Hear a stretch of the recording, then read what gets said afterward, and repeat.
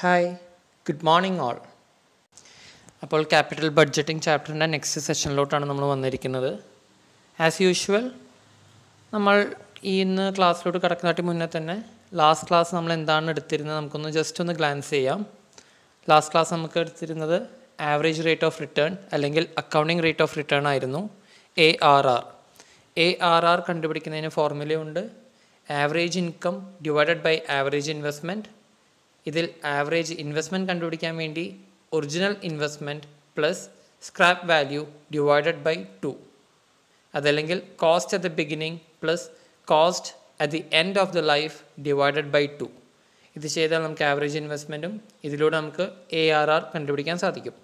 Okay, അപ്പോൾ നമുക്ക് ഇന്നത്തെ ക്ലാസ്സിലോട്ട് കിടക്കാം. ഇന്നെടുക്കാൻ പോകുന്ന topic time value of money and net present value, NPV. Time value of money എന്താ നമുക്ക് നോക്കാം. It is an accepted fact that ₹1 received today has more value than ₹1 received tomorrow because money value depreciates by the passage of time. This preference for money now as compared to future money is known as time preference for money or time value of money. നമുക്കെല്ലാവർക്കും അറിയാവുന്നൊരു കാര്യമാണ്, അതായത് ഓരോ ദിവസവും Indian റുപ്പിയുടെ value അല്ലെങ്കിൽ ഏതൊരു കറൻസിയുടെ value fluctuating ആണ്. ഇന്നുള്ള അതേ വാല്യൂ ആയിരിക്കില്ല നാളെ നമുക്ക് ലഭിക്കുന്നത്.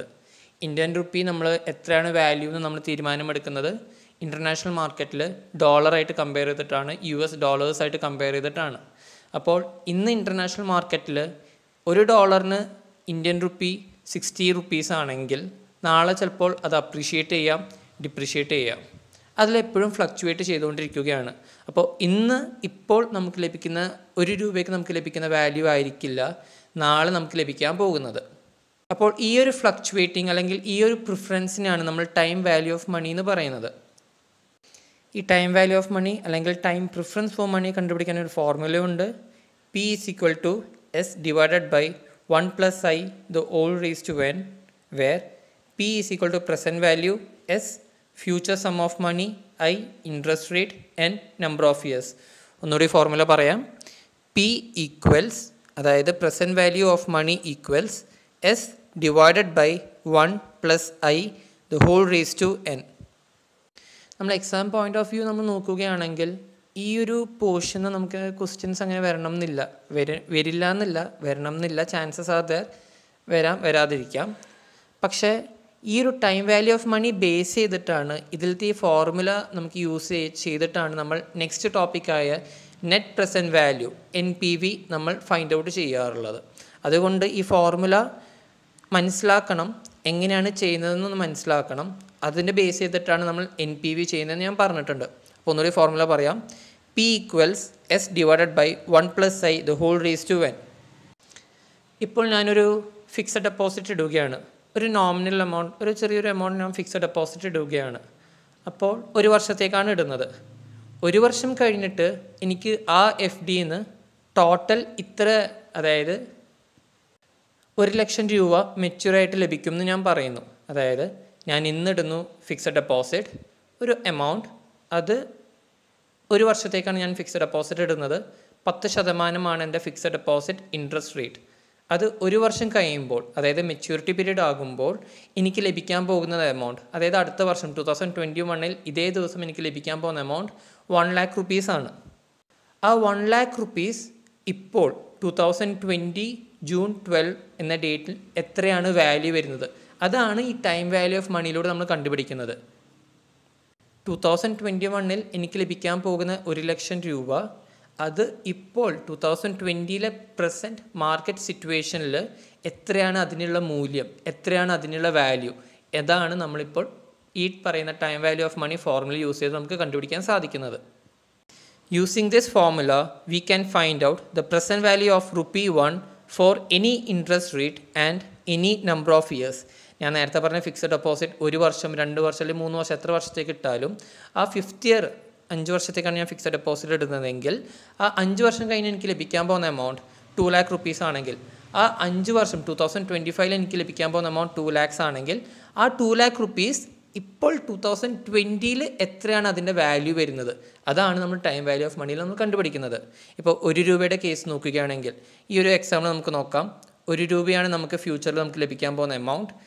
10% ഇൻട്രസ്റ്റിലാണ് നമ്മൾ ഇപ്പോൾ ഇട്ടിരിക്കുന്നത്. 1 വർഷത്തേക്കാണ് അതിൻ്റെ റേറ്റ് ഓഫ് റിട്ടേൺ, 1 വർഷത്തേക്കാണ് നമ്മൾ ഡെപ്പോസിറ്റ് ചെയ്തിരിക്കുന്നത്.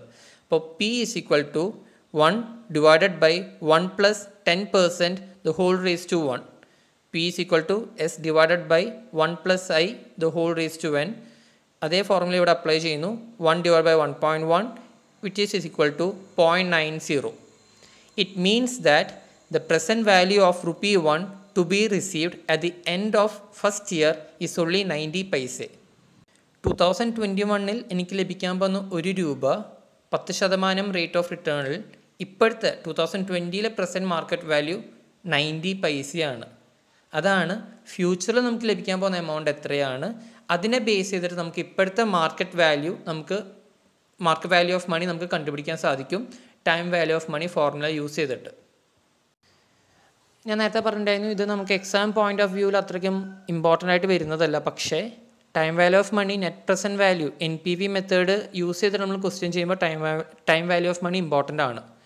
പൊതുവെ എക്സാംസിലൊക്കെ time value of money for the first year, second year, third year എത്രയാണെന്ന് ഡയറക്റ്റായിട്ട് ക്വസ്റ്റ്യനിൽ തരാറുള്ളതാണ്. ഇനി അഥവാ തന്നിട്ടില്ലെങ്കിൽ നമ്മൾ ഈ കാണിച്ച formula 1 divided by 1.10% the whole raised to 1 equals 0.90, ഈ 90 പൈസ ഈ ഒരു ഫോർമുല യൂസ് ചെയ്ത് നമ്മൾ കണ്ടുപിടിക്കേണ്ടതാണ്. അത് further net present value method നമ്മൾ ചെയ്യുമ്പോൾ ഞാൻ കുറച്ചുകൂടി ഡീറ്റെയിൽ ആയിട്ട് അതിനെ എക്സ്പ്ലെയിൻ ചെയ്ത് തരാം. അപ്പോൾ ടൈം വാല്യൂ ഓഫ് മണി എന്ന് പറയുന്നത് നമുക്ക് ഫ്യൂച്ചറിൽ ലഭിക്കാൻ പോകുന്ന എമൗണ്ട് എത്രയാണോ അതിൻ്റെ മാർക്കറ്റ് വാല്യൂ ഇപ്പോൾ പ്രസൻറ്റ് മാർക്കറ്റ് സിറ്റുവേഷനിൽ എത്രയാണ് വാല്യൂ വരുന്നത്, ഇതാണ് ടൈം വാല്യൂ ഓഫ് മണിയിലൂടെ നമ്മൾ മനസ്സിലാക്കുന്നതും കണ്ടുപിടിക്കുന്നതും. അടുത്ത ടോപ്പിക്കാണ് net present value NPV. NPV recognizes that cash inflows and outflows at different time periods differ in value and can be compared only when they are expressed in terms of present value. Net present value നമുക്ക് വരുന്ന ഒരു discounting technique മെത്തേഡാണ്. വേറെ നമ്മൾ investment appraisals ഏതൊക്കെ പ്രൊജക്റ്റിലോട്ട് നമ്മൾ invest ചെയ്യേണ്ടത്, ആ പ്രൊജക്റ്റിൽ ഇൻവെസ്റ്റ് ചെയ്താൽ എത്രയാണ് നമുക്ക് കിട്ടാൻ പോകുന്ന റിട്ടേൺ, പ്രോഫിറ്റബിൾ ആകുമോ എന്നിവ കണ്ടുപിടിക്കാൻ വേണ്ടിയാണ് നമ്മൾ ഡിസ്കൗണ്ടിങ് പേ ബാക്ക് പീരീഡോ അതല്ലെങ്കിൽ average rate of return ARR ഒക്കെ നമ്മൾ കണ്ടുപിടിക്കുന്നത്. അതേപോലത്തെ ഒരു മെത്തേഡാണ് net present value method NPV. അപ്പോൾ ഫ്യൂച്ചറിൽ നമുക്ക് ലഭിക്കാൻ പോകുന്ന എമൗണ്ടിനെ റിട്ടേണിനെ നമ്മൾ ഇപ്പോഴത്തെ വാല്യൂയിലോട്ട് നമ്മൾ കൺവേർട്ട് ചെയ്തിട്ട് ഇപ്പോഴത്തെ വാല്യൂയിലോട്ട് നമ്മൾ പ്രോസസ്സ് ചെയ്തിട്ട് ഏതാണ് പ്രോഫിറ്റബിൾ എന്ന് കണ്ടുപിടിക്കുകയാണ് നെറ്റ് പ്രസൻറ്റ് വാല്യൂയിലൂടെ നമ്മൾ ചെയ്യുന്നത്. Computation of NPV. എങ്ങനെയാണ് NPV നെറ്റ് പ്രസൻറ്റ് വാല്യൂ നമ്മൾ കണ്ടുപിടിക്കേണ്ടത്? Determination of minimum rate of return, computation of present value of cash outflow and inflow, computation of NPV. Determination of minimum rate of return. ഇപ്പോൾ ഞാൻ fixed deposit ഇടുകയാണെങ്കിൽ 5% ആകും എൻ്റെ fixed deposit rate of return, 10% ആകാം. അപ്പോൾ അത് ഓരോ ബാങ്കിന് അനുസരിച്ചായിരിക്കും, 10 ആകാം, 5 ആകാം. It depends upon the banking institution. അപ്പോൾ നമ്മുടെ ഇവിടെ റേറ്റ് ഓഫ് റിട്ടേൺ എന്ന് പറയുന്നത് എൻ്റെ FD ആണെങ്കിൽ ഒരു ഇൻഡിവിജ്വലിനെ സംബന്ധിച്ച് അദ്ദേഹം ഫിക്സഡ് ഡെപ്പോസിറ്റാണ് ഇൻവെസ്റ്റ്മെൻറ്റ് നടത്തുന്നതെങ്കിൽ അവിടെ കിട്ടുന്ന റേറ്റ് ഓഫ് റിട്ടേൺ, ആ ഫിക്സഡ് ഡെപ്പോസിറ്റിൻ്റെ ഇൻട്രസ്റ്റ് റേറ്റ് എത്രയാണ്, അതാണ് ഇവിടെ റേറ്റ് ഓഫ് റിട്ടേൺ എന്ന് പറയുന്നത്. അപ്പോൾ ആ റേറ്റ് ഓഫ് റിട്ടേൺ എത്രയാണ് നമ്മൾ കണ്ടുപിടിക്കുക, അതാണ് ആദ്യത്തെ ഫസ്റ്റ് സ്റ്റെപ്പ് വരുന്നത്. നെക്സ്റ്റ് ആണ് present value of cash outflow and inflow മനസ്സിലാക്കുക. അതിനുശേഷം നെറ്റ് പ്രസൻറ്റ് വാല്യൂ നമുക്ക് കണ്ടുപിടിക്കാം. നെറ്റ് പ്രസൻറ്റ് വാല്യൂൻ്റെ ഫോർമുല വരുന്നത് total present value of cash inflow minus total present value of cash outflow.